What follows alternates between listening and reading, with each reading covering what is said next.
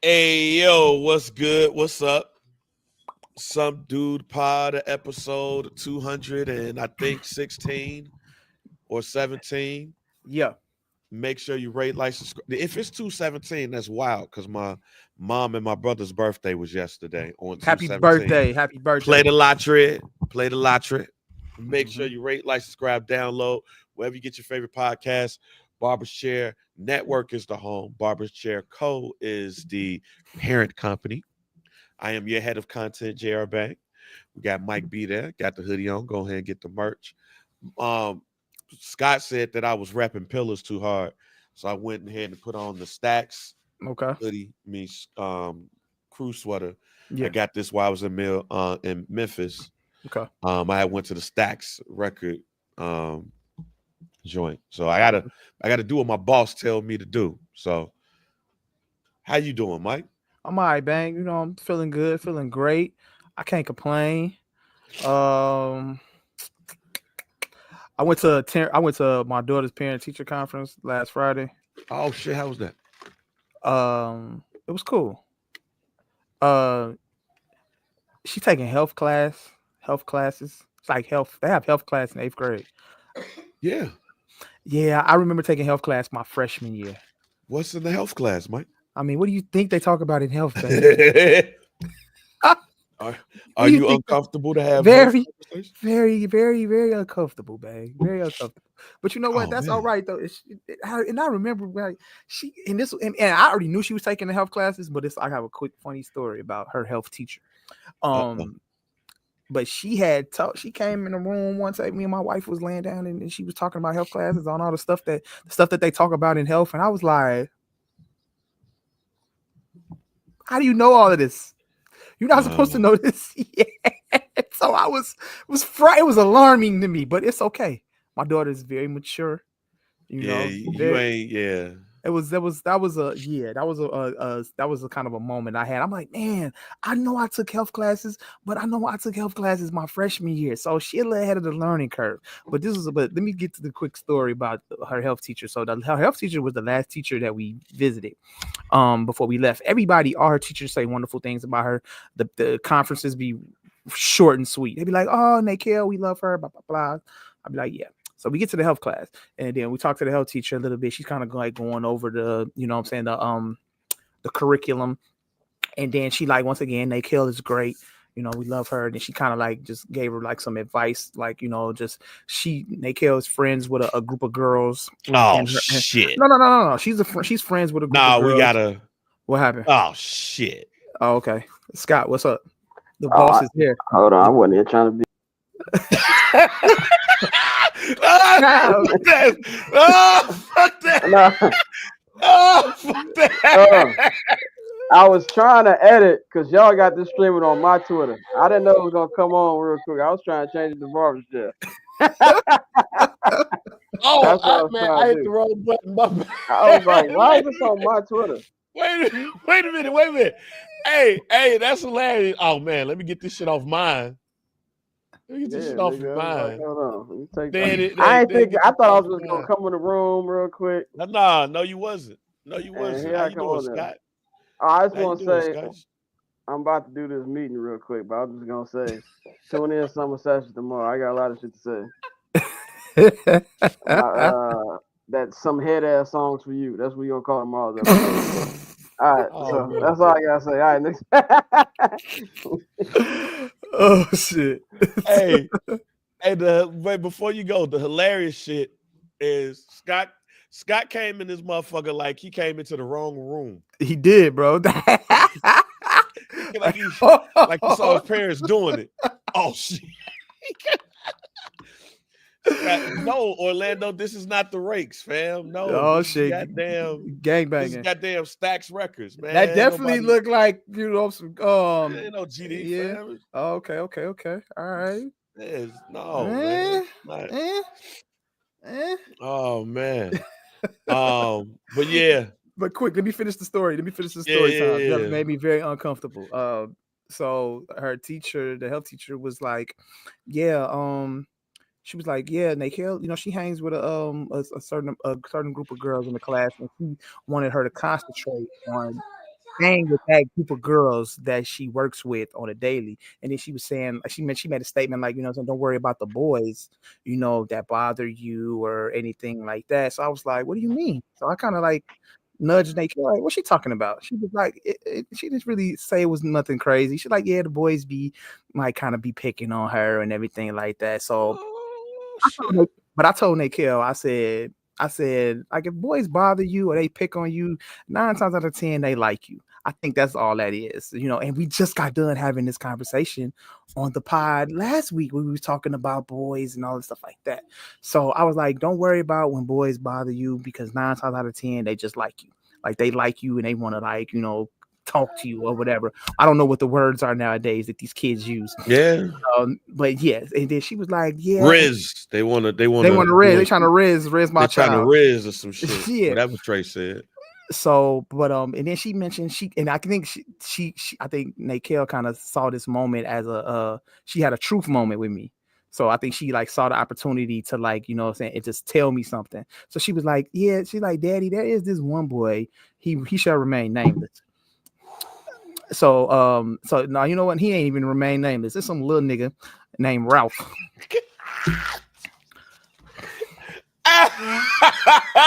Nigga named Ralph. A little nigga named Ralph. Little nigga named a little dirty ass boy named Ralph. She said, "Yeah, Daddy, he like me, but I don't like him though." And nigga named Ralph. He be trying to get my Instagram. I said, and I was like, "Okay, you doing a good job." I was like, do you like him? She's like, I don't like him, Daddy. But he be trying to get my Instagram, and then he be trying to talk to, like, so Ralph is he's a little consistent fella. So I just heard another story that he be trying to convince one of Nikhil's friends to like, hey, can you give me Nikhil's Instagram, or can you tell her that I want her Instagram? Like, look, buddy, look consistent little fella, But Nikhil, she made it clear. She made it clear, like, I don't like him, blah blah blah, And I was like, that's good. I was like, don't worry about boys. I said, boys are dirty. I said, they dirty. Don't talk to them. You know what I'm saying? So, it was cool. It was a little interesting moment there. Mike, did you ever have a coat room girlfriend? A coat. So what's great? In 8th grade, I had a girlfriend. Like a coat room girlfriend. It wasn't like a coat room where we used to sneak off and, like, kiss and stuff like that, but not coat room though. Mir, did you have a coat room boyfriend? Nah, but it was weird. It wasn't really like, she was only my girlfriend when we were at school. Like, I never saw her outside of school. So if it was at school, so anything like, yeah. Like, but y'all just like, y'all before class start, y'all meet up in the coat room, maybe kiss and juice. Nah, it wasn't nothing like that. Nah, it wasn't nothing like that, bro. But yeah, that was a little funny moment though. So yeah. Shout out to the health teacher. She put me on some game. Yeah, that's wild. I don't know. But other than that, my mental health is all right. My mental health is cool.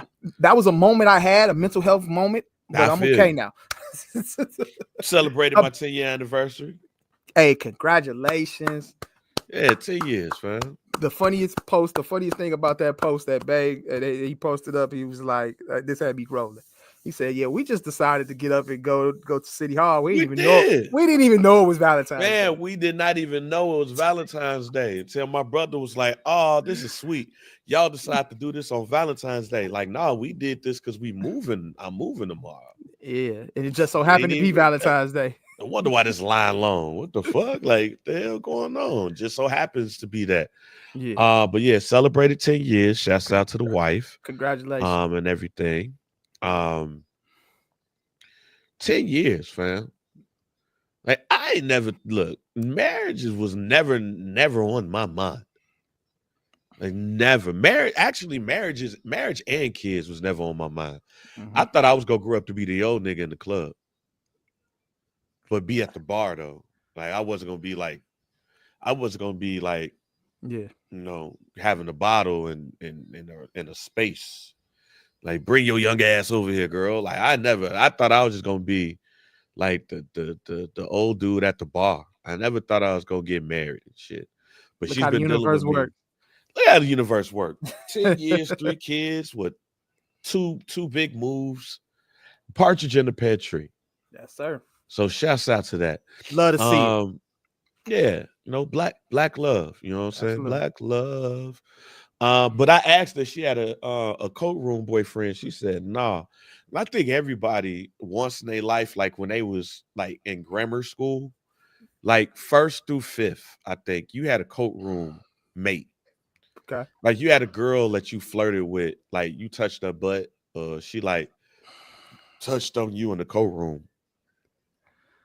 Like you sure you ain't had no coat room girlfriend at Irving? So look, I had girlfriends, but I was like the respectable kid. Like, you know what I'm saying? I was But never y'all ain't like hug real close in the it, coat room. not in the Did y'all? coat room. Like people knew, like other kids knew we were like a thing, but it was never anything past like hugging and maybe a little peck. But you did you like I wasn't like juice? I wasn't no perv. You ain't never juice, Mike. You ain't never juice no girl when you. Bang, look, I got a story. Oh, come on, Mike. Wait, listen to me, bang. I have this is for another pod. I didn't start doing like freaky shit with girls until my freshman year, and that's a story for another pod. We just gonna leave that one at that. Oh man, Mike, 8th grade, I was not a freaky boy. Oh Mike, you had to like juice the girl, like rub, like you ain't. Damn, Mike. Everybody had a coat room girlfriend, man. I had girlfriends, but they wasn't like we snuck off and did stuff. Man, boy. I was the respectable young man in 8th grade. Boy. I was I won't name my classmates' name, but shouts out to his sister. Okay. She was a habitual juicer. That was her thing. Bang, I told you grew. Remember, Bang, you grew up a little quicker. You grew up a little quicker than me. I did grow up a little quicker. So the 80s is wild. I was the kid that we talked about to the pod last week. I was the kid that the girl's parents would be like, "That's a nice, respectable young man." I was too. I like him. Where are you, Bang? I was too. Yeah. Oh, yo, that didn't. Boy, you was respectable, but you was a little freaky little perv. I was Eddie Haskell. If you don't know, leave it to Beaver. Yeah. Like, go just look up Eddie Haskell. I'll come. Hey, hi, how you doing, man? Everything's great. Oh man, everything's fine and dandy. All right. Go outside, man. What the fuck we doing tonight, man? What the fuck we on? On these hoes? Like, oh shit. Oh boy, my God. Gemini. That's that Gemini. Yeah. Also during this week, and shouts out to Jeff. He's checking in. What's up, fellas? First catching y'all live at the start, and been looking for a podcast to get real about the All-Star game that took place over this weekend. Hold, please. Shit. Hold, please. We gonna get to that. Ain't really shit to talk about. Because Mike, not. But we gonna get real about it. Did you listen to the PartyNextDoor and Drake album? Yes, Let's get it out the way. You want to get into the PartyNextDoor? Let's get it out the way because I ain't listened to that shit. I listened to it. Of course, I'm gonna listen to it, bro. I know. I said while we've had these Kendrick Lamar and Drake conversations and just Drake conversations in general about like where Drake goes next. What is next for Drake post beef? Because that has seemed to have been the subject matter revolving around Drake for this past year. And the big question was, what happens for Drake next? Does he take a hiatus? Does he continue to just like make music? Obviously, I think the first move that he actually did make post beef that had something to do with music was going to Australia and doing the tour that he did out there that started right like maybe a week or so before the Super Bowl. And then I think while he was on that tour, right before the tour, he announced that him and PartyNextDoor, Bang is disappointed about something. I'm sure it's work related. There's something work related. Bang, what's wrong? It's work related. I knew it. I know the work related. But Drake went to Australia, announced that him and PartyNextDoor was putting out a project. And fast forward to this past weekend, here we are. PartyNextDoor and Drake. Some sexy songs for you. And Bang, you said you did not listen to the project. Didn't indulge it out. Shit. Why not, Drake? Why not Drake? Why not Bang? It's new music. You have to consume. You know what I'm saying? This is what we do. We consume new music regardless. Why weren't you interested in the PartyNextDoor Drake album? Nah, listen to that shit. I don't want to listen to R&B Drake. All right, cool. So I understand. Now, me personally, I'm a fan of R&B Drake. I don't have a problem with R&B Drake. Drake has a real solid collection of records that he sings on that I have no problem with. And I think prior to us on the pod, we talked about like the anticipation of the project. And I said I wasn't anticipating the project because I'm not a fan of Party Next Door. I think Drake makes better R&B records than Party Next Door does. I don't think Party Next Door is good at making music. I said that on the pod, so that made me skeptical on the project. But I went into the project, listened to it, open ears, no judgment, nothing clouded my judgment or anything like that. I was pretty objective, and the project is exactly what I thought it was gonna sound like, and it just wasn't really good. Wasn't really good. A couple standout tracks, but other than that, very forgettable record. Bang, I really wish you would have listened to it because there's a couple records on there that you would have died laughing at. Bang, this man. I listen to it. These dudes did a Mexican record, bro. They got a Mexican joint on here, fam. Like Drake. Okay, now I got to listen to it with a Mexican accent. He's singing he's a Latino record, bro. And wait a minute, is he like getting this Vicente Fernandez song? It's really terrible, Bang, but it's very comical at the same time. You want me to play a little snippet of it? I'll play a snippet for you. Let me see if I can get a snippet of this. Nah, we can't play the snippet on the feed. That shit gonna take it down. Oh, they gonna okay, cool. I can't play. Cool. I'm gonna listen to it though. Scott said Scott said he got time to kill before his next meeting, so he gonna join us. Yeah, he could jump in. Like the give me a hug shit. Like I'm glad that he made an anthem for a give me a hug ass nigga. Like I am happy that he made an anthem for them perverted ass give me a hug ass niggas. Yes, sir. So all I was thinking of is just the give me a hug ass dude just randomly walking up to a girl, give me a hug, give me a hug, give me a hug. Where my hug at? Like, yeah, like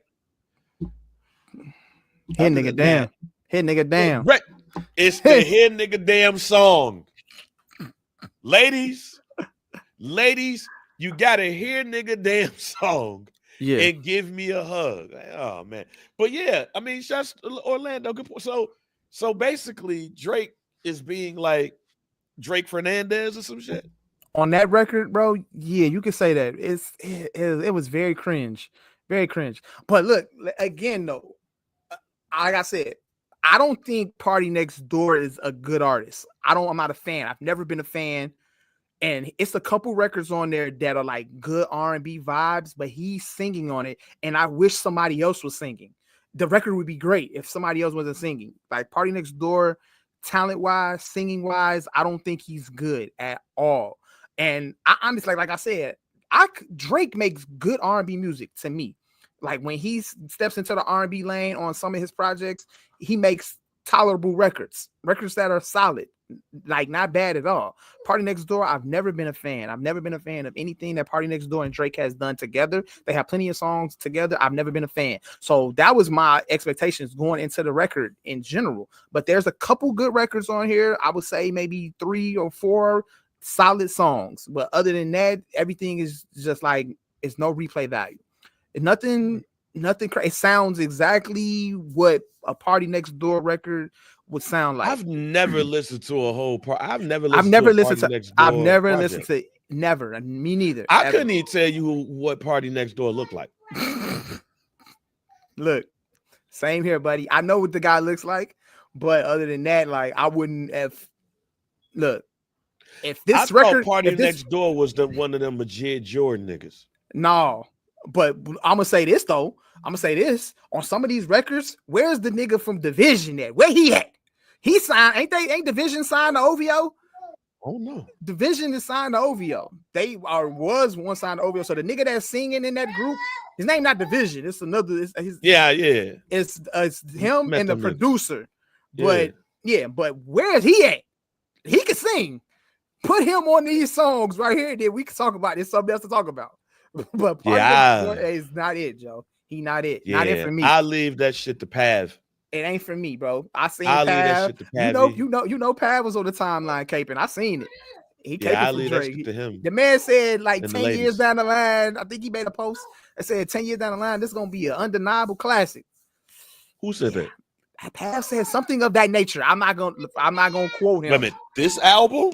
He said something to that nature. I don't know, bro. I have to go back and look. Yeah. Let me see if I can scroll. He said something. I mean, look, y'all already know how I feel. But I know he's a big fan, though. He's a big fan. So, but I saw him tweeting about the album. Yeah. But overall, know how I bang, feel about that. This album it's nothing to talk about. It'll be forgotten about in the next week or so. It's over. Well, they said they looked at the numbers and it seemed like people didn't already forgot about it. Yeah, because it's the week 2 numbers were pew. It's gonna go to number 1 this week. Not like the next day numbers. That like basically, I know Scott ready for that album to do 125 so he can talk his shit. So apparently the numbers, the estimate's going to be about 250 first week. So also the estimates did come back 250. Around 250, 200, 250. That's what it's probably going to be. And it's going to be number 1. It's gonna be number 1, and they got like Sabrina Carpenter is supposed to be in 2, and GNX is gonna come in at 3. But shout out to Kendrick Lamar this week. Kendrick Lamar has 3 albums in the top 10 on the Billboard 200, and one of the albums is number 1. And he has 5 records in the top 100. And number 1 record right now is Not Like Us. So yeah, that kind of like just. But anyway, that's a whole nother story.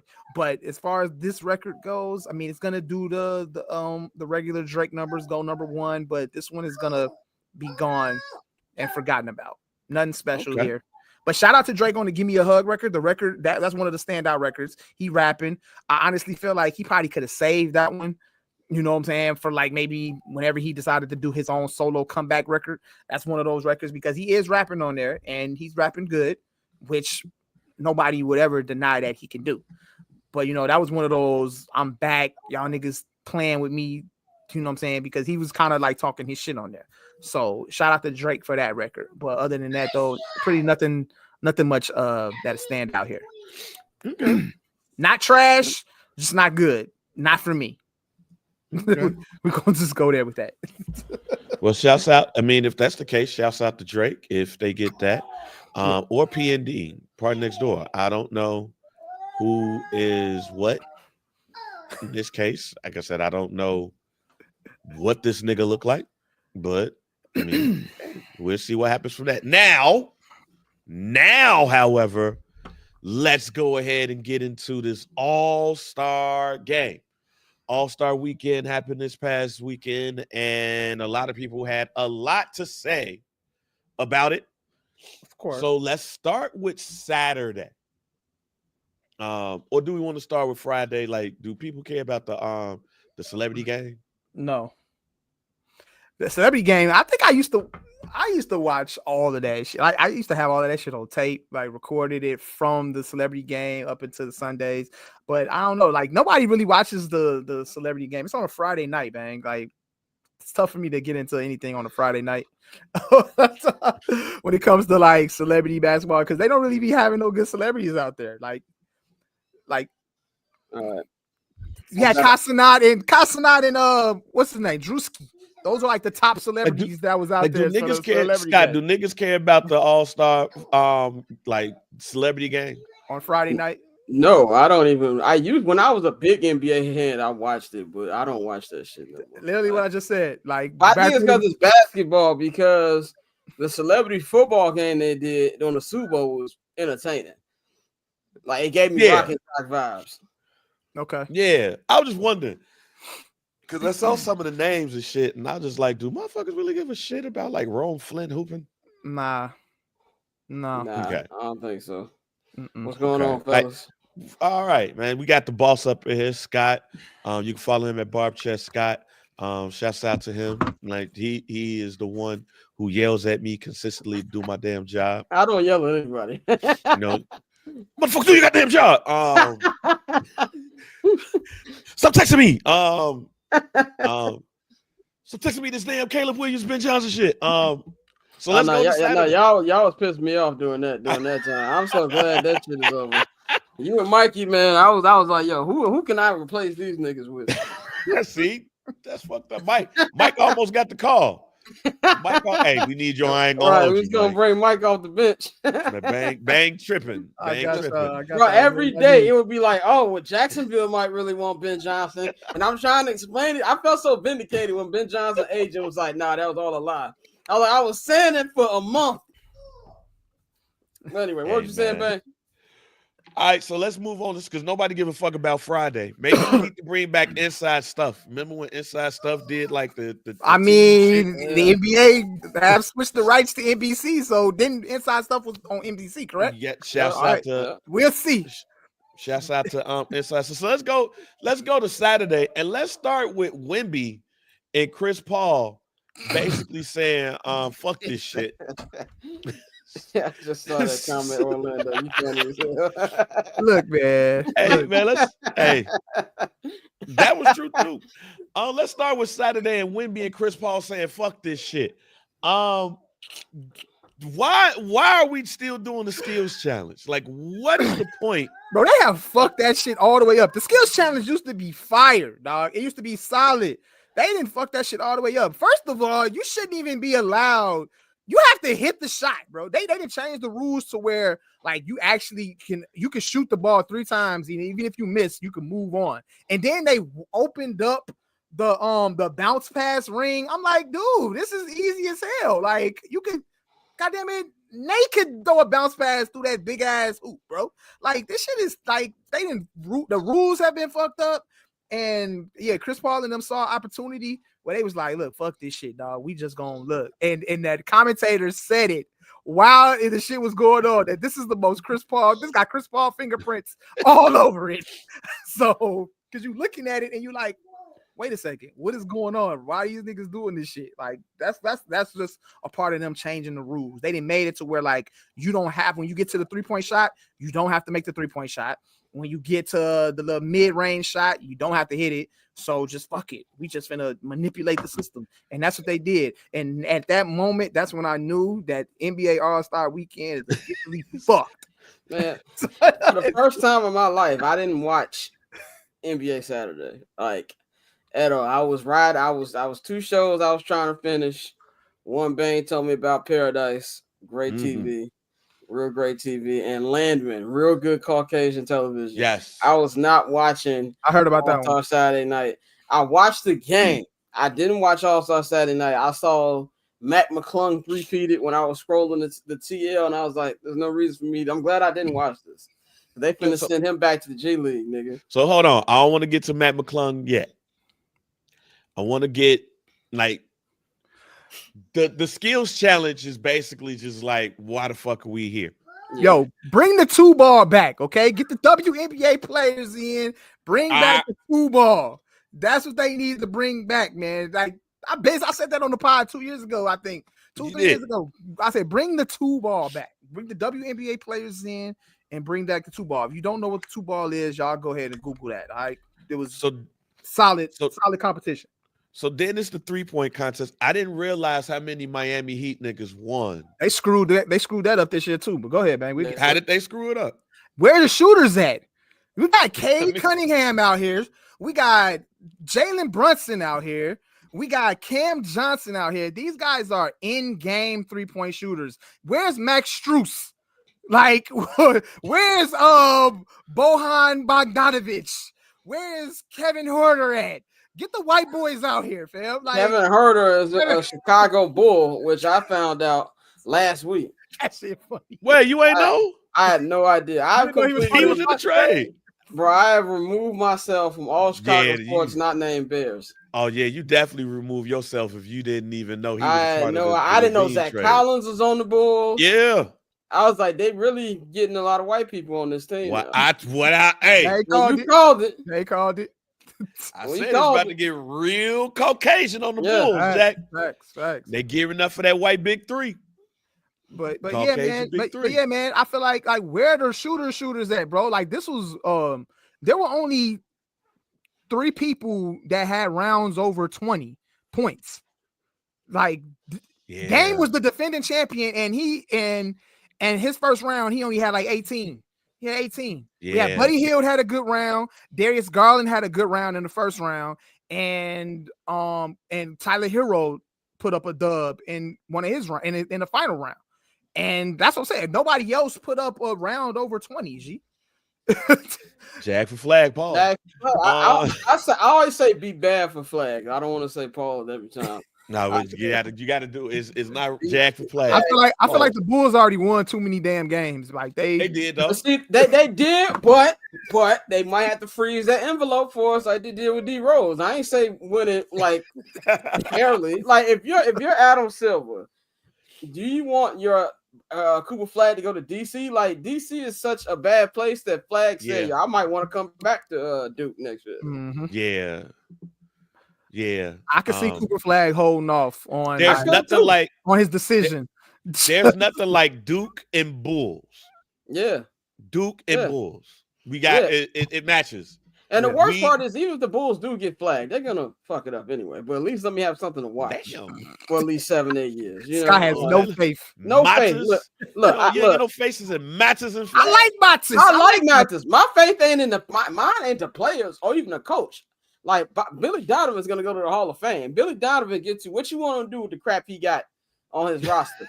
I blame the Reinsdorfs. Like that's the issue, and they're not going anywhere because even when Jerry dies, they're gonna keep the team. Like they're not selling it. Like, you know what I'm saying? So that doesn't change much. They're still gonna keep AK there. They kept Paxson for 20 years. And Paxson didn't even get fired. He was just like, you know what? I'm gonna sit back. I'm gonna let y'all do y'all thing. So I have no faith in them whatsoever. But at least for Flag, you got somebody to watch. To the dunking contest, Matters dunked. That's what I'm saying, bro. That's all we got. This is the problem, bro. He said he dunked. This is the fucking problem right here, dog. This is one of the things. The first problem is obviously we don't have the guys that we want in the dunk contest. Now, second problem is, hold on, we gonna get to it. We're gonna get to it. Then the next problem is the guys who do enter, you can see that they are fully unprepared. Matas didn't know what he wanted to do. The dude from Milwaukee, he didn't know what he wanted to do. Like, this is straight. Look, shout out to Stephon Castle. And I feel like he got robbed of a 50 on his second dunk.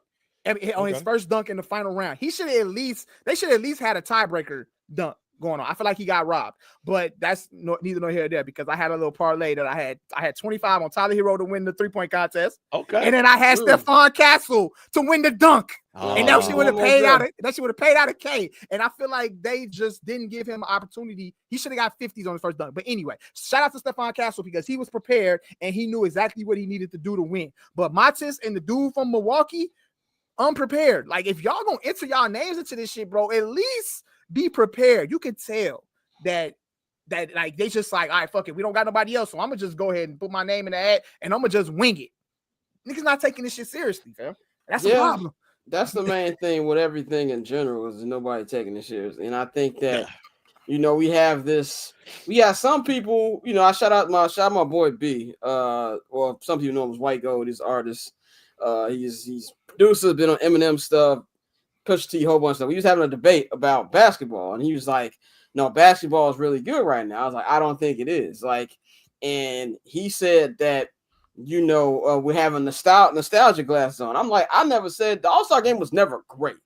I never said that, but I think it was. I don't know if Bomani said this or was it Dominique Foxworth. There used to be a contract.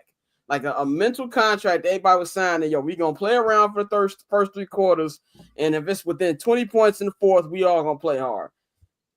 Post 2020, that has not been the case.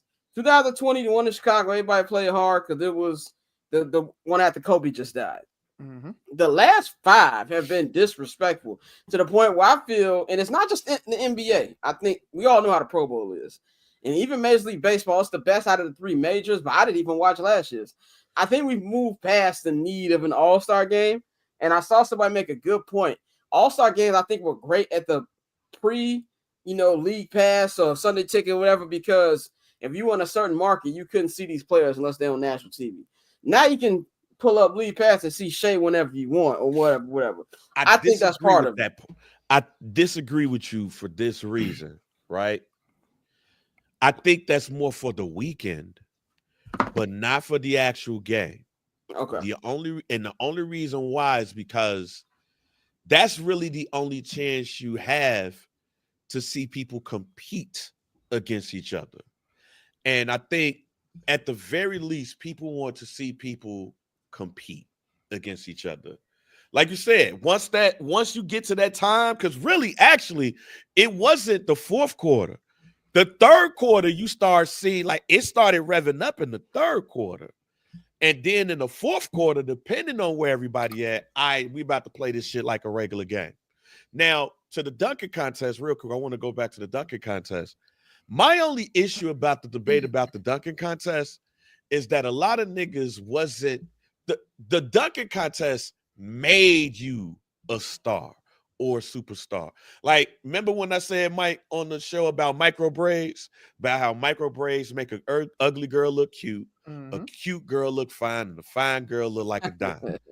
That's the dunking contest. Yeah. You can come into the dunking contest and be an unknown and become a known. You could be a star. You could be a known and become a star. You could be a star and become a superstar. When Mike first got into the dunking contest, Mike was a heralded rookie, but he was not a superstar yet.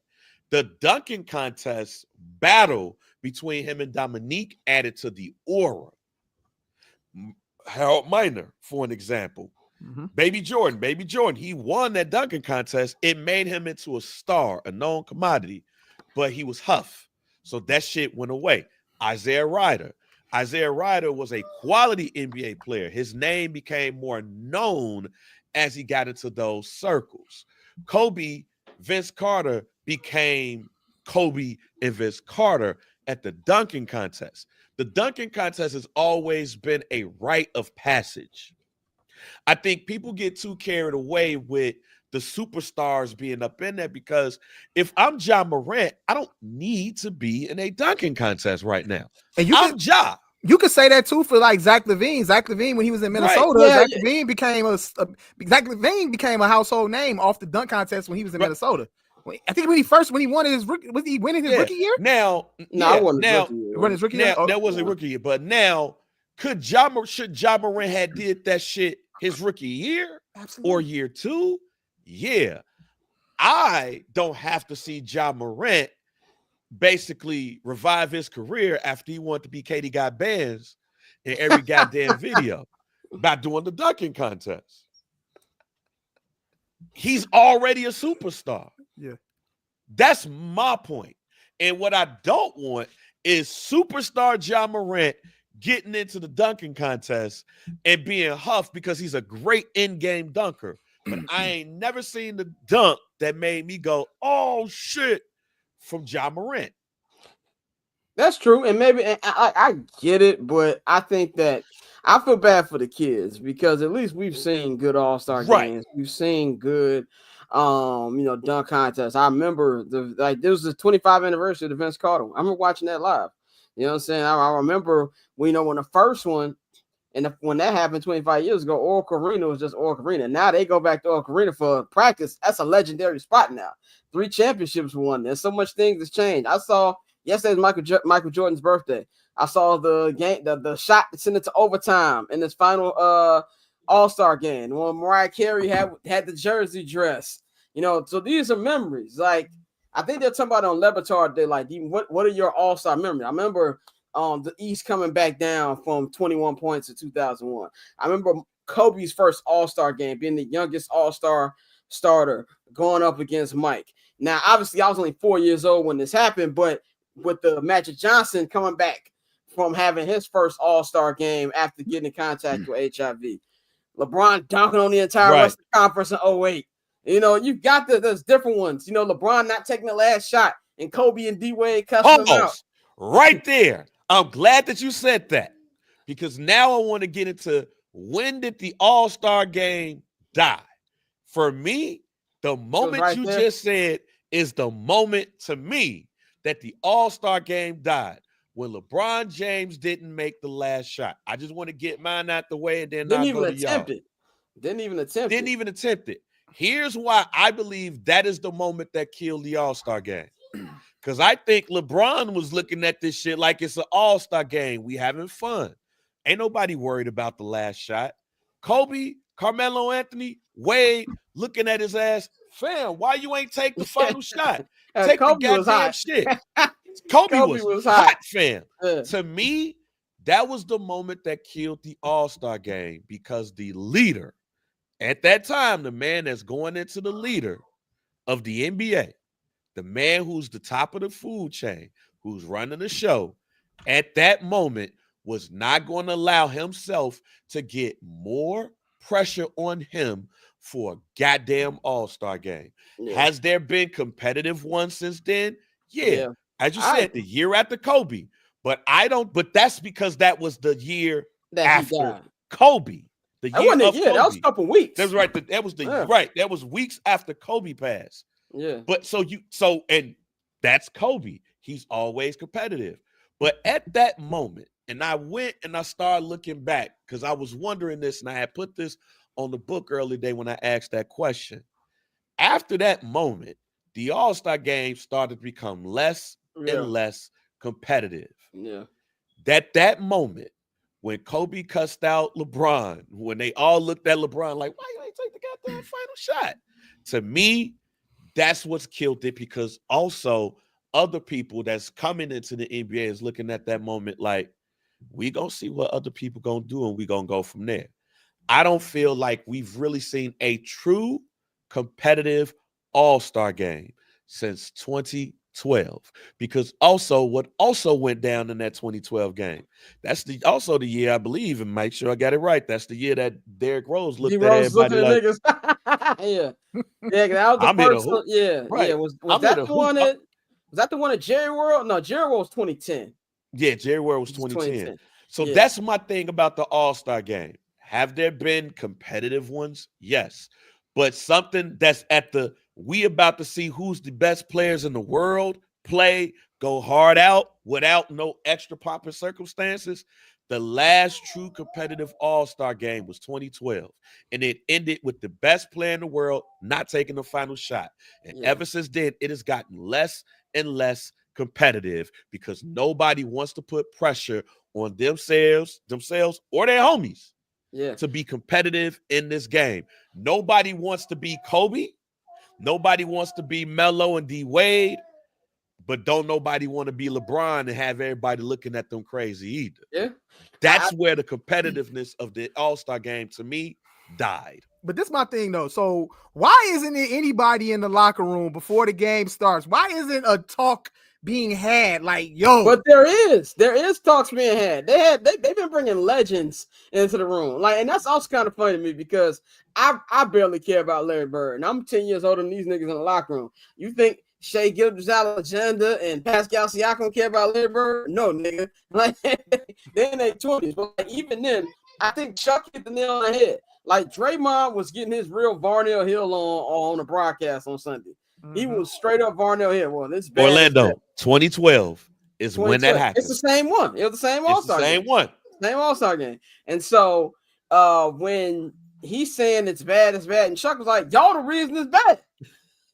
He's like, how you gonna blame? Don't blame the little brother, blame the cousins. Y'all the ones who was bad. Like, they didn't put enough emphasis on it. And I want to say too, I feel where the younger players are coming from, because it's not even midway point anymore. Like, we're not at the midway point of the NBA season. There's like 25 games left. Yeah. It's like we got like a solid month, like 5 weeks left in the NBA season before play-in starts. So yeah, maybe they need to move it up a little bit, but see, that's the problem too, where they're trying to duck the NFL, which is going to be tough because when that 18-game schedule hit in like 2 weeks and the Super Bowl is this week on President's Day weekend, they're going to have to bump it up anyway. So to me, I get it. My only problem is not really just with the All-Star game. It's the NBA in general, where ratings are low. And I think more than anything, interest is just low, bro. Like, it's hard for me to get through a game. And it's to the point where I can't even just pick one thing. It's the 3 points, yeah. But it's just something about it. It's not like you get a big payoff in the playoffs. These past playoffs was terrible to me. So real quick, Scott, what was the moment of the All-Star game that you felt like it killed the All-Star game, not the weekend, but the game? I think the moment you just said, it slowly gotten worse each year. You've had a couple of years where it was good moments. 2018, the one in LA, where they did the first team draft, where it was Giannis and LeBron. That one was pretty solid. By 2020 was solid. It's been a couple, but overall, it's just been worse and worse to the point where they're not going to ever get rid of it. Like, I think NBC is going to have the All-Star game next year. Yeah. But I think this year the problem was less the game. Like, I think the actual basketball wasn't that bad. It's just, I don't advocate people getting fired, but whoever produced that show gotta go. Like, there was 32 minutes of basketball play. I saw this stat. It was 32 actual on-court play, and it was a 3.5-hour show. That's about as long as the Grammys. Like, do the Inside the NBA. I'm fine with the tribute. This is their last All-Star game. This is the last time Inside's going to be on, like, almost every week throughout the season. Do that in the pregame. Right in the middle of the game was crazy. Yeah. In the middle of the game, was crazy. If you're an athlete, granted, I'm not an athlete, obviously, but I'm pretty sure you don't want to stop, play. You got to be in a rhythm. You can get cramps that way. You can pull something. So you had that, and there was too many like half times, bro. Like, it was like 4 half times. You play the first 2 games, then do the Bay Area little halftime show they did, which I thought was great. Then get to the final game. So like the production was so bad, I can't even really give a grade on court because I think it was decent, but I don't remember. They pretty much had an intermission after each game. So like you said, Scott, I agree with you. Like, after you play the first game, get right into the second game, and then get into all your intermission stuff. The entertainment, and then just keep the party going with the games and everything like that. But I commend Adam Silver. Adam Silver has been dealt a bad hand when it comes to certain shit, when it comes to the NBA. I feel like he's trying his best to fix a broken product, and that's with regular season play. That's why you add the in-season tournament. When it comes to adding the play-in tournament to get in the playoffs, and then, trying to find ways to switch it up with the All-Star game. You switched it up. The first thing you did was added the team captains, and then you did a pickup game style. You pick which guys you want on your team, which I thought was creative. I like that. I didn't have no problem with that.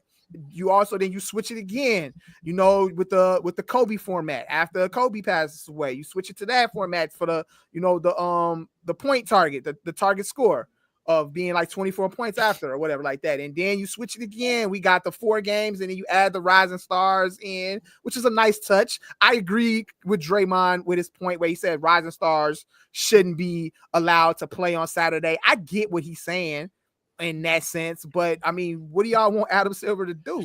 Right. The Rising Stars went out there and they took the OGs to the max, went out there and played, made the OGs, have to go out there and win that game. The Rising Stars was just gonna give it to them. So I respect the concept of it. I respect the concept of it, but I know one thing. I know you can't. It's easy to point the blame right at Adam Silver, but I feel like he's doing the best he can with the. I don't know about doing the best he can with the cards that he dealt, bro. He trying. I will say this. He trying, bro. And maybe this is nostalgia. Maybe just think like maybe back in my day, but I feel like David Stern at some point would have went into both of them locker rooms and been like, "Hey, y'all motherfuckers better get on y'all shit tonight." And that's really Adam Silver is more like, "Hey guys, and that's the problem. Nice guys can't be commissioners. I'm sorry. I told somebody this the other day. Roger Goodell is the devil, but he knows how to put together a league. Like that's the issue there. But see, that's my difference between the two. Why does somebody? I mean, obviously, yeah, it's cool for Adam Silver to go in the locker room and actually try to, drill it in these niggas' heads. Go ahead, why do you have to do that? Because look, because niggas go nigga. That's why. Because niggas go nigga. Why is it so hard for these NBA players to go out there and give 70 to 80%? Go back to 2012. Kobe, Melo, and Dwayne Wade with a broken nose yelling at LeBron for not taking the last shot is the reason why. Where's that energy in amongst these players? It should just be 1 or 2 players who can just step up and be like, look, We need to go out here. We need to do Mike, this. wait a minute. Niggas Mike, go to. wait, Mike. Hear what I just said? Because them yelling at LeBron, niggas want to be more like LeBron in the situation and not like Kobe, Dwayne, Wade, and Melo. My mentality sounds good, so you got to follow it. That man, it sounds good. You can Mark, you got Jason Tatum and shit wearing Lakers colors and nasty work. Lakers colors Here's a perfect example. Game and shit. There's a new documentary that came on Netflix today that's about the 2024 Olympics. Great documentary too. I'm almost done with it. And it showed. Let me go back to the Redeem Team doc, and there was a scene in there that told me the difference between Kobe and even niggas in LeBron D Wade era.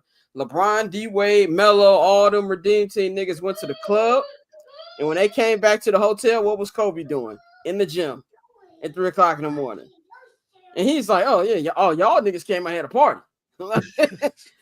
I'm coming out here. I didn't come out here to not win. And I'm not saying that LeBron didn't work hard, but it's more of a friendly atmosphere where that type of cloth of care player just ain't the same. And that's why we say blame LeBron era. They're the masters of the player empowerment era, which I've honestly never been a fan of. Y'all, but these niggas can play. But these niggas can hold private workout sessions in the summer, play in the Drew League and all that other bullshit. You know what I'm saying? But can't give 75 to 80% effort in an All-Star game. Which doesn't make sense. Because I'm telling you, it doesn't make sense. But when you're LeBron James, and I might be wrong in this, and this ain't even before anybody say anything, this ain't no diss to LeBron James.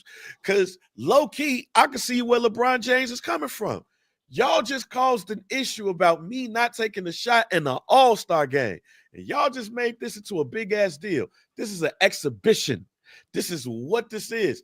I'm telling you, a lot of these NBA players don't think of bragging rights when it comes to these things. They think of bragging rights more at the Drew League than they do at the All-Star game. Crazy. They think of bragging rights. When somebody is going up against some random dude that work at T-Mobile and crossing them over and dunking him more than they think about anything else. To me, this is my opinion. And until somebody show me differently, I'm going to keep this opinion. When Kobe challenged that man in an All-Star game, he was like, nah, I'm chilling at these joints. I'm going to do me. But I ain't trying to put all of my all into a goddamn All-Star game. And that shit carried over to the fact that this nigga said he ain't going to play an hour before the goddamn All-Star game. LeBron James and people since him don't give a shit about the All-Star game. In fact, now we're at a point where nobody gives a damn about an exhibition because you're right. Niggas could easily go up in the locker room and say, all right, we playing hard today. But then you get out on the court and you like, nah, I'm straight. Because niggas ain't trying to be embarrassed out there. Niggas ain't trying to hoop that hard. We just wait till the game, we wait till the season start. That's why I don't watch the NBA until Christmas. Because Christmas, niggas is going at it. Like, all right, it's time. We about to ball. That got pushed back for me, dog. Right, but now this Christmas look like shit. So that's even dead. Yeah, that's what I'm saying. The NBA tried to institute that shit with the goddamn in-season tournament. The in-season tournament this year was whack as hell. We've already forgotten that Milwaukee won the in-season tournament. I did. We've already forgotten that shit, that Milwaukee has won it. The only time you really gonna start to see competitive basketball in the way that we're used to is April. Even when you look at the NBA right now, when niggas know they down there, all right, we ain't about to come back and shit. Fuck it. That's why it's blowouts. It's not blowouts because they just literally dominating them niggas. If we want to use some context, look at the goddamn documentary, the Dream. We Beat the Dream Team documentary. Coach K basically said, this happened because of this. Without telling the story, this happened because shit. This happened. Everybody else was like, nah, this probably happened because these niggas couldn't come back. Yeah. And they was like, fuck it. Most blowouts in the NBA is not because it's the fucking LA Lakers versus the Dallas Mavericks in 1999. No, it's because, oh man, this game fucking over. All right, well. I gotta go to a meeting in 5 minutes before Tiff cuts me out. I just got one question for y'all. And you to my me cut, no, she be cussing me out. But anyway, what did y'all? I know it's off topic, but what do y'all think about the Drake album? All right, so we talked about that before you came in. Bang didn't listen to it. I listened to it, and I already had said, prior to listening to the album, we talked about this on the pod. I said that I was going to go into it with an open mind and be objective and everything like that. But I had already stated prior to the album releasing that I wasn't a fan of PartyNextDoor. I've never been a fan of PartyNextDoor. I've never listened to a PartyNextDoor project. I've heard him on songs. I've heard some of his like singles. I've heard records that him and Drake have put out together. And I'm not a fan of anything that he's ever made prior to this project. So it was easy for me to listen to that project, and I got exactly what I got out of it, and it's not good. It's, it ain't for me, and there's very few bright spots. It's a couple bright spots, and there's a great record that's just PartyNextDoor on it that I wish Lucky Day was singing it instead of him. Oh, nigga, you know what I'm saying? Your response and a whole bunch of other people is why I say the album is ass. Because you know it's like everybody when they get their opinion, well, it's not for me. And when you think about everything that went on these last 10 months, song number 3 and number 5 good. Beef aside, all beef aside, bro. And I'm going into this like Drake. I can tell you right now, me as a fan, I know you're not on the Drake fan base no more, Scott. I'm fully aware. I know you don't fuck with me. I know he didn't look. I'm still a fan of Drake, and I can sit here on this pod and I can say that Drake has made exceptional R&B songs that I personally like and I think are really good. I think he's a better R&B artist than PartyNextDoor is. PartyNextDoor is not good. I'm a better R&B artist than PartyNextDoor. Drake could have went without doing this project with Dude. He could have sung on all of those records by himself, and the album would be 10 times better. Well, he couldn't have, because then Lucian would have put a cease and desist on all of them. Which is why I was gonna say this, because I'm going in full. Bang, I'm going in Joe Budden mode tomorrow. I'm doing track by track. But quick review, what do you think about it, Scott? Quick review. This ain't it, bro. Like, this is like, I'm not even comparing it to Kendrick, whatever. Compared to Drake, this is like an AI version of Drake. Yeah. Like, it's just not good. Like, there's certain bright spots. I like the intro, CN Tower. It's dope. Nokia, I liked for a minute, but then it just sounded like a bad version of something when it came out during early Freaknik days. And I have such an issue with Give Me a Hug for multiple reasons. One, give me a hug, ass niggas. You sampling Aaron Hall. Read the room, nigga. Yeah. That's King Weird Case. Like, you can't be over here getting mad about people calling you a pedophile and you sample Aaron Hall, who was with Gloria Velez when she was like 15. You know what I'm saying? Like, you can't do that, But to me, I think that the numbers projections 250 first week, which I was pretty spot on the show last week. I said 230, 250. I should have bet Pavi because Pavi got scared and said 180K. I was like, somebody getting shot at a record label if Drake do under 200K. But I really want to see what the second week numbers gonna look like. I think it's gonna be a dramatic drop. This was one of those projects where let's listen to hear what Drake has done post beef, and this shit ain't good. It's over with for it. And it's gonna be a while for his solo album comes out because label UMG is they going to court with this. So speaking of, I think ASAP Rocky verdict is about to come out in like 5 minutes. So tell Bang about the Mexican record first though. What do you think about that? Oh my God. Look, man. I went to school with half Mexicans. Like, Curie was like 60% Mexican, 40% black when I was there. If I was Mexican, I would be offended because I don't know what that was. Shout out all my Mexican homies. I done been to their houses. I done been around all their family members, nigga. They don't talk like that. Like, stop it, Drake. What are we doing? But I think the main problem for me why he lost me as a fan, I just can't get the fact that he's a whole ass nigga out my head. Like, if he and I might be a bitch ass nigga. That's actually worse than a whole ass nigga. Like, if he would have not, the lawsuiters would change it for me.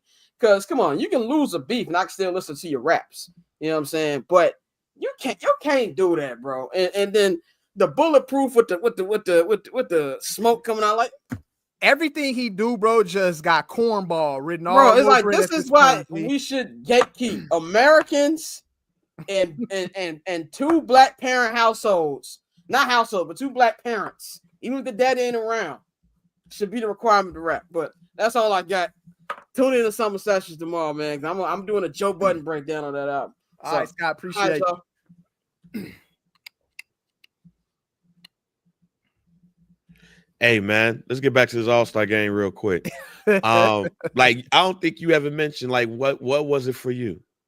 As far as like the point where I think we lost it. Yeah, I could agree with you on that, man. Like, I honestly, I had forgot all about that game, the 2012 game. When you really do mention it, I was gonna say 2020. I was just thinking of it as a competitive, from a competitive standpoint, a point that's when we lost it after that year, because I feel like that was the last actual competitive All-Star game that we had. And obviously, now that we talked about it, we've seen that the competitive nature of it was in the spirit of Kobe Bryant. So when you really look at it after that, like there hasn't been any type of competitiveness when it comes to the All-Star game. So if you want to look at it, I agree with you. And from your standpoint, that 2012 is when we lost it. But also, I think just from a just competitive nature period, 2020, like nothing has been competitive as far as All-Star game has been concerned since then, and when it was in Chicago.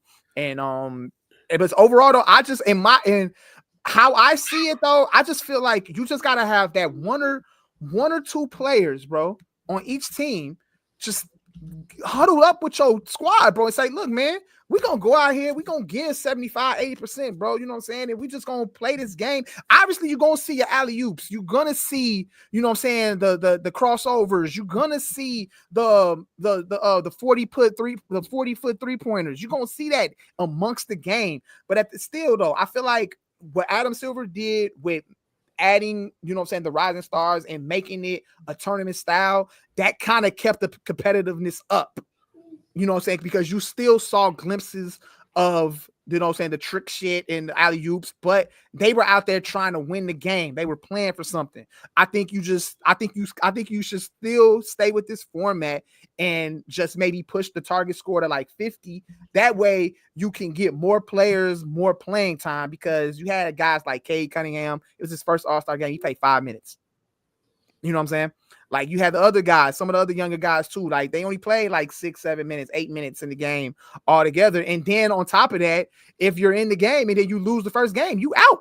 I feel like they should probably tweak that too. I feel like you should just get another. They should have like a second chance round or something. Like, you know, I see they doing talks with, you know, maybe it might possibly be the world versus, you know what I'm saying, the USA, but I think this might be. I don't want that. I think it might be a problem with that, because do you have enough international players that are all-stars? Are you just going to start giving all-star nods? You're going to give all-star nods to the Bogdanovich? Yeah, we're going to give him an all-star nod. I don't think you can do it that way. I don't think it works that way, because it's not a balance. It's not enough balance. Yeah, we have a lot of international players, but you don't have a lot of international players that are all-star caliber players that you just giving all-star nods to players because you're trying to satisfy this format that everybody thinks that we should go with. So I don't see it working out with that as far as, you know what I'm saying, the all-star game is concerned. I think you should continue to keep it this way though. I think you can. I see the potential. I see the potential in the tournament style with 8 players on each team, and, you know, still continue to use the rising stars as another team. And I think you should see where it goes from there. Just tweak the rules. And like Scott said, we're going to have to, hopefully NBC can do a better job and with the production, and, you know what I'm saying, make it more about the players playing the actual game and not Kevin Hart out here telling cringe-worthy jokes, you know what I'm saying, in the middle of the game and during presentations and all of that shit like that. So like Scott said, bro, I think that the production was just a big ass circus, and it just didn't really revolve around, you know what I'm saying, the basketball game in general, you know? So it's a lot, bro. It's a lot. I'm going to say this one more time when it comes to the NBA. The NBA, I'm sorry. The NBA just don't have stars no more. I have a lot of niggas that can hoop. When LeBron James and Steph Curry are done, the star era in the NBA is going to be done for quite some time. Now, part of it is, let's be honest, who wants to be a star? Like, who wants to be the face? But see, let They, me ask you this, wait a man. minute, I'm gonna let you finish. wait a Let me, minute, I, wait a minute, because I want you to answer this question in the midst of what well, you let me said. just say this part. All right, go ahead. Let me just say this part. Anthony Edwards, they did an interview with him, and they had asked him if he wanted to be the face of the NBA. And he said, nah, I just want to kill niggas on the court. I don't want to be the star or the face of the NBA. I think there's more people like him, but even still, the worst part about that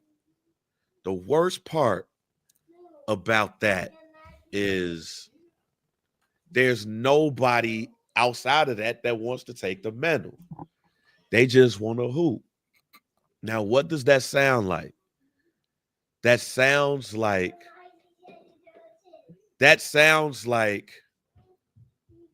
Kevin Durant. Kevin Durant just want to hoop. If you put basketball vagabond in the dictionary, that shit is Kevin Durant. That man don't care about how many teams he's on or none of that shit. That man just want to hoop. That's it. That's all. And that's where a lot of people in the NBA take their cues from. LeBron James, low key, just want to hoop too. Yeah, I'll be that star nigga when it's time in the playoffs, but I just want to hoop. Fam, a lot of dudes in the NBA don't want to be the star. They don't want to be Michael Jordan. They don't want to be shit. They don't even want to be Scottie Pippen back in that day. They want to be incognito when they're doing their thing. And that's the issue with the NBA right now. Nobody wants to take the reins and be the star. Everybody just wants to hoop. And because of that, there's no reason for a casual fan to come in and try to watch anything when it comes to that show of basketball, because who are you going to latch on? Who? Like when you look at the NBA, let's be real. I asked Trey this after the last show, and Trey pretty much confirmed that he likes some of these dudes, but I'd rather see them on 2K than watch them. And he's 10. Mike, when I was 10 years old, on the weekend, we would hoop until NBA on NBC comes on. And we had to make sure that we watched that game. We had to make sure that we go in and see the box score, all of that shit. No, nobody care about that shit no more. And I honestly believe it has nothing to do with highlights, Sports Center, being able to see them on Instagram or none of that. Because I could tell you a couple of people, one named Drake, that people see all the time on Instagram, hear their music, and they still want to be Drake. Nobody wants to be a star. So since nobody wants to be a star, there's no reason to follow these basketball playing ass niggas. What was your question? So I was gonna say, like, I've seen the conversations about who's who's gonna be the next face of the NBA. I mean, like currently, who's the face of the NBA right now, or who's the guy that's the face that's passing it on to the next face? Well, Who's LeBron James is the face. Okay, so Steph Curry is the face. All right, so what do those guys have in common, though? What do they have in common? Well, outside of them being old niggas now? Yeah, as far as their credentials is concerned? What do they have in common? They're both champions. They're both former MVPs. One of them is the first unanimous MVP. Both of them are 4-time champions. Yeah. So I feel like like when you ask these questions, like when these guys having these conversations about these guys, that's who's going to be the face of the NBA, who's going to be the next face of the NBA. You always look towards the young guys. I mean, I see a lot of John Morant. You see a lot of Anthony Edwards names being brought up. You see like Shea Gilgeous-Alexander. But these guys, what do these guys have in common? Those 3 guys that I just named, what do they have in common? So who's the name? Shea Gilgeous-Alexander, John Morant, Anthony Edwards. What do they have in common? They black guards. Niggas ain't won shit. Oh, okay. They ain't won shit. They ain't won shit. So I feel like when you talk about, when you have those conversations and you bringing up these guys' names, Joel Embiid, you know, like these are the guys y'all bringing up to be the potential face of the league. These niggas ain't won shit. So why do y'all feel like they worthy to be the face of the NBA and they haven't won anything? So here's the caveat to what you just said. I ain't saying you wrong, but here's the caveat to what you just said. A lot of people that we followed, Mike, they didn't win no ring either. Charles Barkley ain't win no ring. Gary Payton ain't win no ring. Patrick Ewing ain't win no ring. But were these guys? I would never think of those. When you say those names, though, I never think these guys. Hear me out. A lot of the players that were. See, here's the thing. Michael Jordan will always be the top dog. But you can't say NBA and not include everybody I just named. See, the thing about the NBA back in our day is that there were multiple superstars. There was damn near a superstar on every team. Yeah. And that's how the league is currently, too. It's a superstar pretty much. No, it's not. No, it's not. Drake, because when we say superstar, it's not just what you do on the court. Mm-hmm.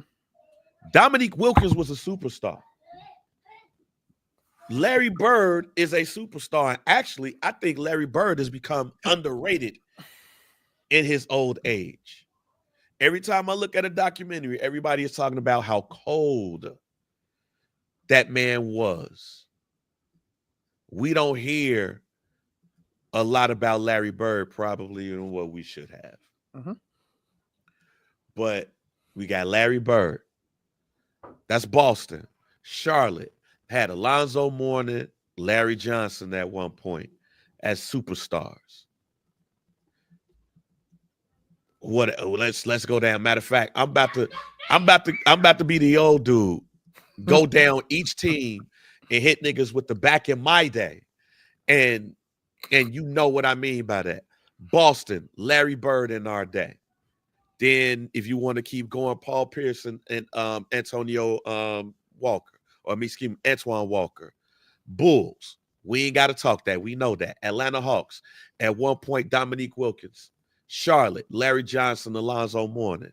Cleveland Cavaliers, Brad Daugherty, Mark Price. New Jersey Nets is probably a team that you could say, is Kenny Anderson a star? But then when you get when you get in the 2000s, you look at that team with Jason Kidd and Kerry Kittles and Keith Van Horn and Kenyon Martin. Like, them niggas were stars to us. New York Knicks, Patrick Ewing, John Starks, Latrell Sprewell, Allen Houston, Detroit Pistons, Grant Hill, Isaiah Thomas. They dip off after that for a while a little bit. But then you get to the team that won the title, which didn't win the superstar, but they were a team superstar. Miami Heat, Lonzo Mourning, Tim Hardaway, Dwayne Wade, Orlando Magic, Shaq, Dwight Howard, Indiana Pacers, Reggie Miller, Paul George, Philadelphia 76ers, Charles Barkley, Joel Embiid. Outside of the Bulls, I ain't really named a champion yet. Toronto Raptors, Vince Carter. Milwaukee Bucks, Giannis. Ray Allen. Washington Wizards, Chris Webber. Rod Strickland, John Wall. Gilbert Arenas. Denver, Dikembe Mutombo. Joker. Golden State Warriors. Run TMC, excuse me. Stephen. Dallas Mavericks. They don't really get into the superstar conversation until they get Dirk. Then they had Luka, and they traded him. Houston Rockets, Akeem Olajuwon, Steve Francis, Yao Ming, Clippers. Don't get into the superstar conversation until they get Chris Paul, Blake Griffin, Kawhi Leonard, Minnesota Timberwolves, KG, Kevin Love, Ant, Cat, Oklahoma City, all of them. Shit, Lakers, all of them. Grizzlies, Marc Gasol, Paul Gasol, Marc Gasol, Zebo, Ja, Phoenix, Devin, KD, Brad, Portland, Clyde Drexler, Brandon Roy before he got hurt, Utah, Carl, John, Sacramento, Chris Webber and them, San Antonio, all the big dudes. There was a star on every team. And guess what? Them niggas wanted to be the star. That's the difference. All of them niggas that I named most of them niggas took pride in the fact that they was the star. That shit ran through them. I can't say that about the majority of the stars in the NBA. They just want to hoop. I get what you're saying, but see, it's something that's not. I mean, it ain't like it's not like when we having the debates about, hey, who's gonna be the star, blah blah blah, who's gonna be the face of the NBA. Like, we're not giving you. It ain't like you gonna walk around with a damn crown on your head that says you're the face. It's just a thing. It's just a name that's given upon you. It's just self-appointed. It's appointed by the masses. And it's not like, you know what I'm saying, you just accept it. You know what I'm saying? It is what it is. But see, this is what I'm saying, though. To my point is that when you talk about these guys, all these guys that be in this conversation, the conversation should really be, when you mention these names, you should mention names like Tatum. Tatum's won a championship. Giannis Antetokounmpo. Giannis has won a championship. Jokic has 3 MVPs and he's won a title. These are your faces, but they're the faces without actually having to say it. Like, these are the guys that we should be looking at and saying, hey, these are the guys that, you know, that are faces of the NBA, and they're the ones that's going out there and they competing and they winning, and they're the ones that's winning. That's what the face of the NBA is to me. I think no conversation about the face of the NBA should be had around a player if they ain't won shit. A lot of these conversations are based off what these guys potentially potentially think they can do. But see, again, Mike, that's the problem. Everybody ain't gonna win. A lot of them niggas who I named didn't win a title either. Some of them didn't even make it to a conference final. But that wasn't because of a lack of trying. You just ran up against a player or a team that was better. Absolutely. You gotta want to be a star, Mike. You gotta want it. And you gotta want everything that come with it. Folks is more worried about, now I will say this, folks is more worried about the accolades than they are being the star. They want everything that comes with being the star without being the star. They want everything that comes with that, but I just want to hoop, though. But when you go out there and hoop, all of the great things that you want from this game, it'll come to you. And at one point in time, and at some point in time down the line in your career, you gonna be named the face of the NBA without you wanting it or whatever. It's just gonna be said about you. It has to just be said about a person. It can't be debated. Like, oh, it could possibly be him. It could possibly be him. It's just gonna be you. Just go out there and be that guy, Joe. You know what I'm saying? Without having it to be debated about you, and we have to have these conversations about who's gonna lead the way. That's the fucking problem. And again, Ant, who's the clear, Anthony Edwards is the clear face. And that man said, no, I'm straight. That man said, no, I'm good. He said that's why they got Wemby. That's why they got Wemby. He just threw that on Wemby. But shout out to Wemby, though, because Wemby, is one of those players, like, you know, he had that energy at the All-Star game where it's like, look, man, I'm going out here, I'm trying to hoop, I'm trying to win. I ain't out here to make friends with y'all. Like, he was one of the players that was trying to bring that energy, but at the end of the day, Wemby's a kid. He's a kid. He's a kid. He's the only person playing real defense. Only person out there hooping, playing defense, you know what I'm saying? Running up and down the court, giving it, you know what I'm saying, 95, 100% effort. And he's a kid. He's a kid.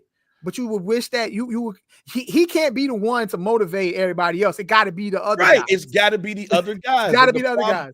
And the problem with that is who gonna do it? Like, that's my whole point. Who gonna do it then? It ain't even got to be a guy that could potentially be the face of the league. It just got to be somebody. One of those rising star guys like Shai Gilgeous-Alexander. Like Shai Gilgeous-Alexander. Shai ain't gonna do it. Shai too busy trying to look like R. Kelly going to the damn game. Hey, but when Shai out there hooping, man, he hooping though. You know what I'm saying? But yes, it's like, again, that's why I said nobody wants to be the star. They just want to hoop and they want everything that comes with it, but they don't want to be the star. They want the commercials, but they don't want to be the star. There was a charisma around damn near everybody that I named, even lame ass David Robinson. Mm-hmm. David Robinson was lame as hell, but there was a charisma around that man that made him the admiral. That was that. Yeah. And at the end of the day, though, I still see potential when it comes to this product that we call the NBA. You know, I don't know. I ain't even saying potential as far as like superstar. No. Like who's going to be like who's going to be the face? And here's the other part. Wait a minute. There's one more thing. Also, is the American part too. Like, Americans don't want to see no European the face of the sport. That's crazy. They'd rather see a black man as the face of the sport than a European. That's the one place that racism might not exist in the way that we think. And Orlando is right. I think Orlando said the face of the league is supposed to be Zion. The face of the league supposed to be Zion. In the social media era, that man is the one player that took advantage of it in high school.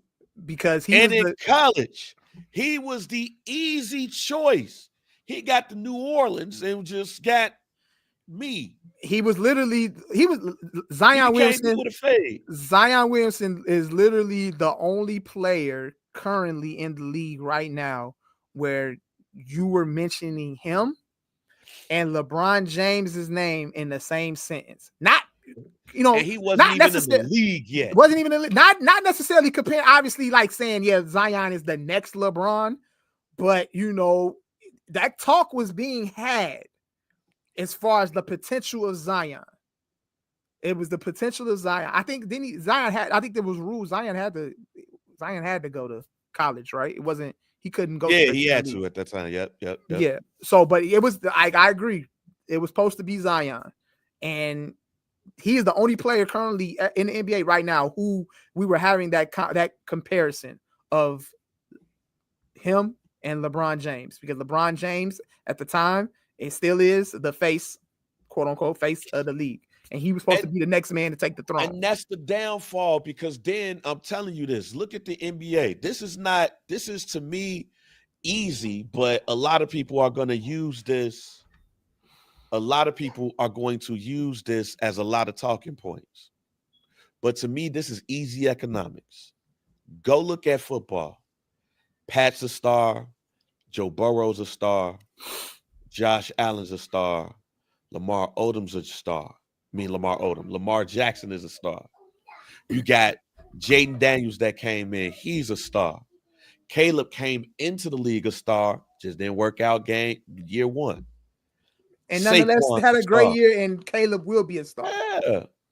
Like, even in some circles, at least we got Kyler Murray. Like, goddamn Matt Stafford, Dak. And they all want to be stars. See, that's the other part. The people that I named want to be the man. My question for the NBA. This is the question that Lamar was a crackhead star. Yes, he was. Lamar Odom is still a star. Lamar Odom was a crackhead before crack, after crack, still is a star with the Kardashians. To me, this is how we end this podcast, Mike. Who wants to be the man in the NBA? Not who wants to be Jordan, not who wants to be LeBron, not who wants to be Steph. Who wants to be the man? Not about who wants to be the best player in the NBA. Who wants to be the man? When you talk about basketball, who wants to be that? I don't know who that is. And maybe the person who wants to be that is just not as talented as the people that can be. All I see is a lot of people that want to be fashionable ass niggas that DM girls on Instagram and do what they need to do and go hoop. But I knew Charles Barkley wanted to be the man. Pat wanted to be the man. Gary Payton wanted to be the man. Sean Kemp wanted to be the man. Dikembe wanted to be the man. Kobe, Shaq wanted to be the man. Paul Pierce, Antoine Walker, they wanted to be the man. Dominique Wilkins wanted to be the man. Larry Bird, Magic Johnson, they all wanted to be the man. Shit, Eddie Jones wanted to be the goddamn man, fam. He tried to play his heart out to keep Kobe from not starting.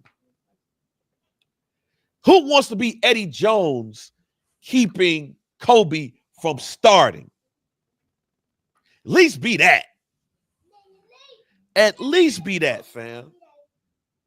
There's not one player, American at that I truly believe wants to be the man.